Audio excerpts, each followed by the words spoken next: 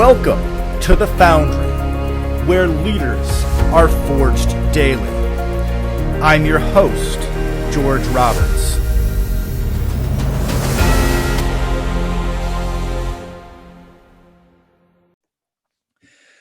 Welcome back, entrepreneurs. Today, we are joined by Aharon Goins in the virtual studio. Aharon is a real estate entrepreneur and leader of the All In on Real Estate Meetup, as well as CEO and founder of All In Homes, a commercial real estate syndication company. And now, let's welcome our special guest, Aharon Goins. Welcome, Aharon. Hey, how you doing, man? Good. Thanks for having me on here. Thanks. Great to have you today. So, Aharon, I'd like to start by asking you, what was the most memorable job you worked before turning to entrepreneurship? Well, George, I was in the Air Force for 16 years, and it really changed my life. I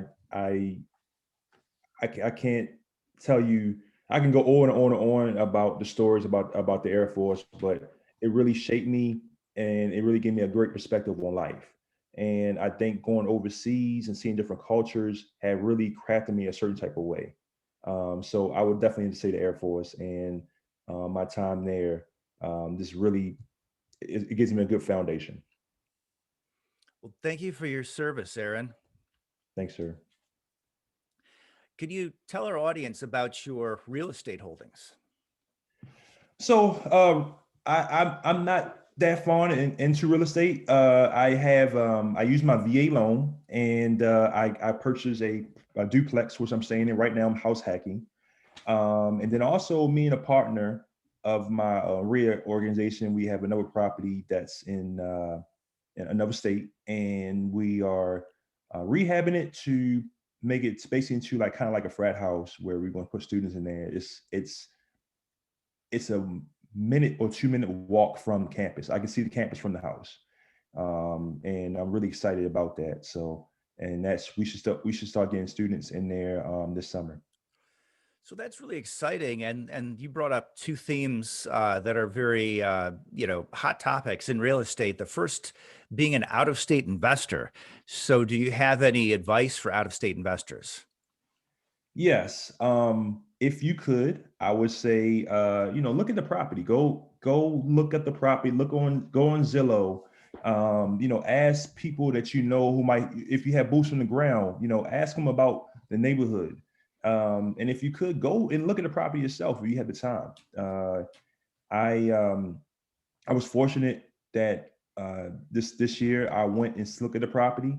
Um, I drove from basically I drove 13 I drove about 8 hours from one location to another to go look at the property and just just see the awareness of it. I've seen it on screen and things like that, and it was presented to me, but I actually wanted to go and be boots on the ground, look at all the nuances, look at the rehab, and just really get a feel of the neighborhood of where it's at for me.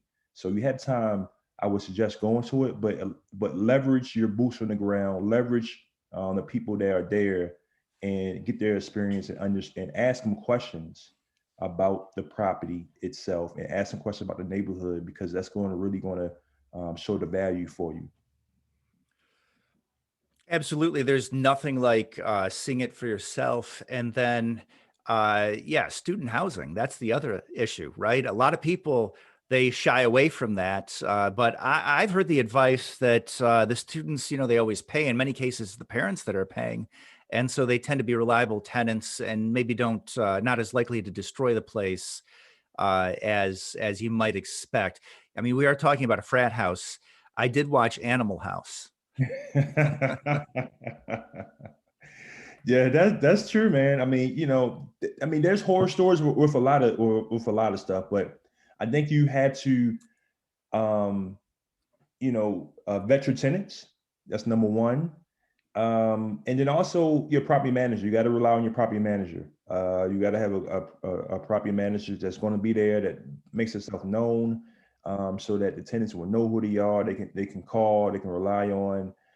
So you really got to put the systems in place to be an out of state tenant. I mean, out of state landlord.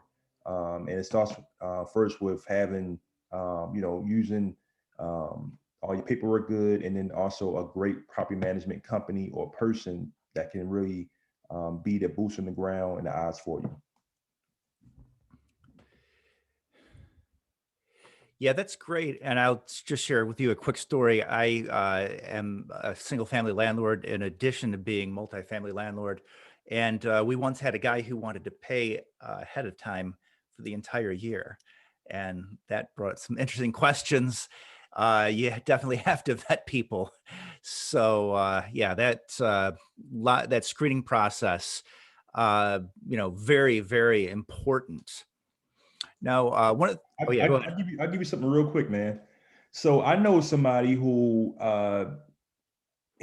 he had a piece of property, and uh, he had some tenants in there, and everything was going good. But then they looked at the prop one day. They for some reason I think the tenants moved out, and they looked at the property, and there was a large hole in the in the kitchen area, Mhm. and they were like, "What happened?" And it was like, "We cook on the ground."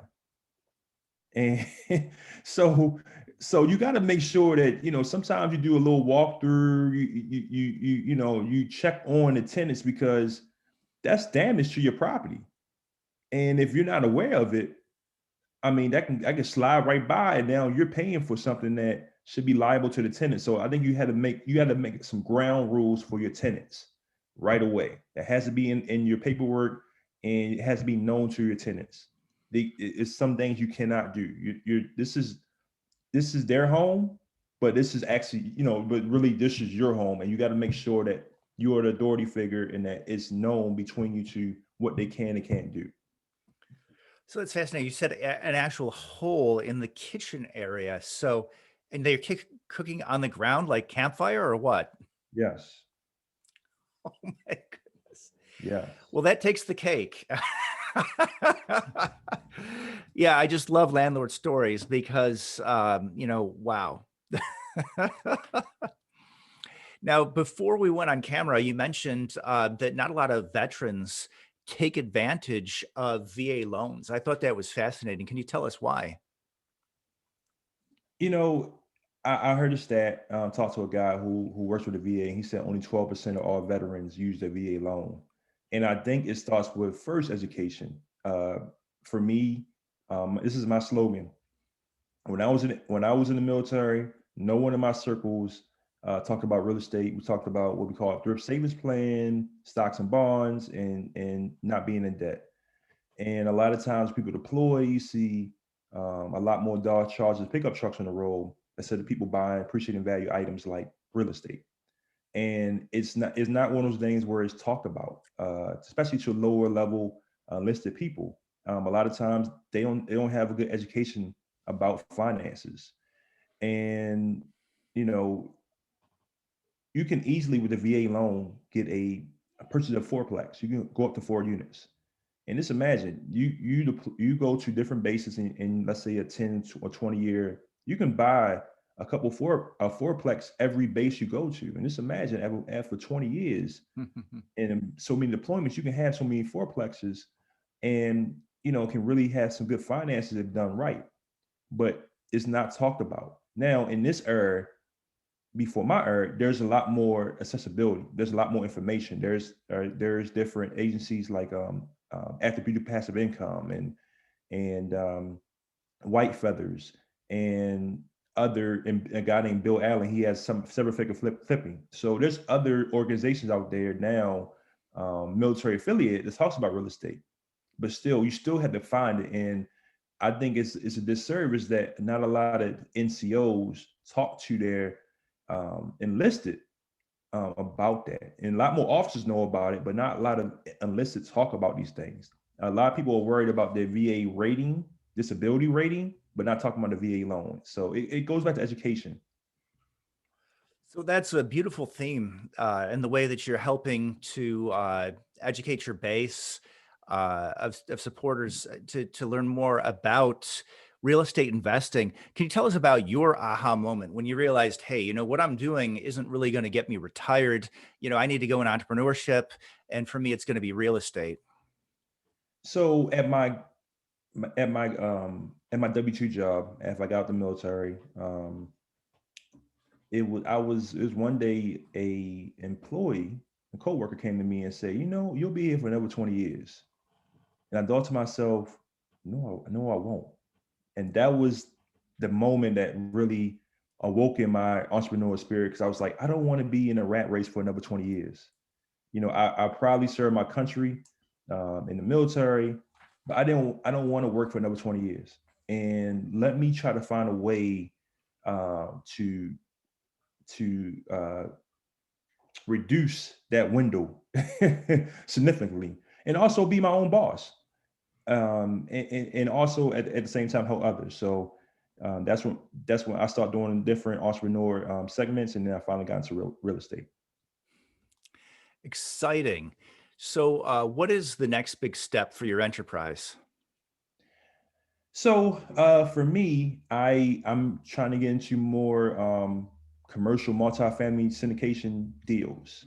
Trying to build my investor base up. I am we call it a capital raiser, and I'm always looking for investors to educate them, and then also help them get into syndication deals, because a lot of times syndication deals is you have what we call a general partner and a passive partner or passive investor. Somebody like myself would be a general partner, somebody who does the daily work, the daily grind of working on the apartments, from the property management to all the logistical operations with it. But a passive investor is somebody who basically gives their money, whatever what the money is, and then they sit back and have their money grow over the course of time. And I think that's a wonderful thing. And I think that more people need to be aware of that, because it's possible out here that you can give $100,000 in the right segment in 3 or 5 years, you can grow your money twofold.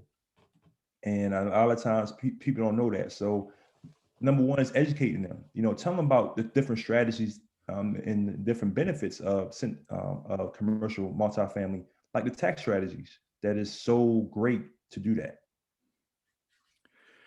Absolutely. And, speaking as a passive investor as well, I'm involved in a couple of deals. It's certainly amazing. I would compare it to being a single family landlord. I did pretty well in that.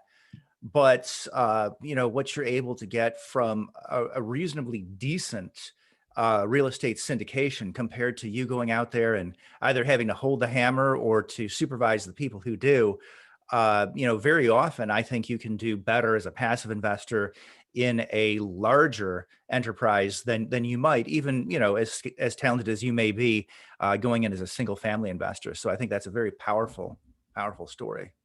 Right, right. Absolutely. Absolutely. I mean, it's just like uh it's just like kind of like an airplane.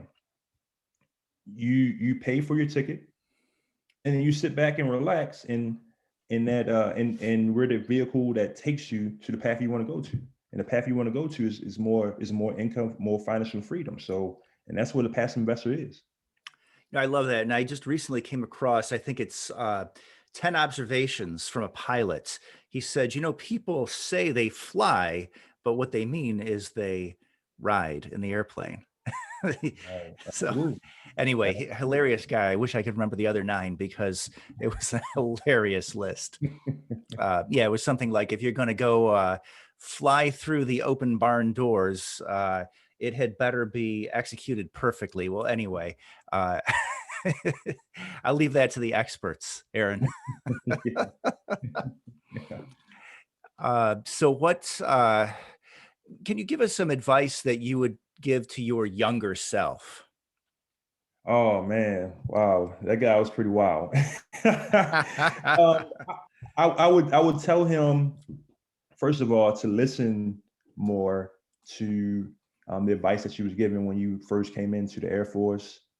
Um, Also, I would tell him to um, get into real estate early. Use a VA loan, um, and be more focused than what he was at that time frame. And then also, um, finally, read more books, educate yourself more. And that's something that I definitely wish I had done. But I would tell anybody to read and educate yourself because, a lot of times we don't know what we don't know, but we have to find that information if you want to, strive higher to be in life. So educate yourself, read books, read real estate books, and try to find somebody, a coach or a mentor to help you in your path. Okay, awesome. And then, do you have an inspiring quote for entrepreneurs, or maybe just tell us what inspires you as an entrepreneur? As an entrepreneur, for me, I have two kids, a 15-year-old and a 14-year-old. My 15-year-old just started high school. My 14-year-old is eighth grade. And my why is always is to spend more time with them. So that pushes me every day to get up and work on real estate as a side hustle right now. And eventually I want to do it full time. So, but my why is my kids and in the pursuit to spend more time with them and to travel the world as well. I mean, just being in the military and going to different continents and I definitely want to travel more in the near future. Well, can you send us out with a memorable story from your entrepreneurial journey? Uh, man, I was I would say this. Let me go back. First of all, if I want to say something to everybody on here, if you are interested in real estate, um, look for a coach. Look for somebody who is credible, first of all, um, that you can align yourself with. Because I think that a lot of times we hear people about gurus, but you got to find somebody who is credible and it can help you along your path because even the top guys in real estate, they still have coaches. So why not you? So just think about that. Think about finding a coach to help you along your path, because that will really boost you up so tremendously. But I would say that I've had a lot of ups and downs. I would say a lot more downs being an entrepreneur in real estate, but I'm still here. And the thing about it is that you had to be resilient being an entrepreneur. You had to be resilient being in real estate. This week I had some plumbing issues, where at my duplex, where I thought it would be a simple drip problem, and now I'm finding out that all the pipes need to be replaced because I have like bad pipes in here that the former landlord did not make me aware of, and these pipes are not around anywhere where I live at. So I had to buy a whole bunch of new pipes, and I felt down about it. I still do, but at the same time, it's not going to stop me from wanting to be a landlord and moving forward. So it's going to be setbacks. It's not going to, being an entrepreneur and in life itself is you're going to have adversity that comes to you, but you got to keep going. Um, if you stop, then it's all for naught. And you don't want to be the woulda, coulda, shoulda person. So push forward, and reach out to people, talk to people. Don't try to hold everything in, talk to people. A lot of times in life, we have too many people who hold stuff in and when people pass away, I'm the woulda, coulda, shoulda person. Reach out to people that you love and tell them how much you care about them, because you just don't know what's going to happen the next day. Reach out and tell them how, because I think people rather hear what they, how you feel about them now than when they're not here. Yeah, classic, Aaron, classic deathbed regret. And let's make sure we don't do that in our own lives, listeners. So I want to say, Aaron, thank you for a great interview. You have a great story. Thank you so much for joining us today. Thank you, George. Thank you so much, man, for having me on here, man.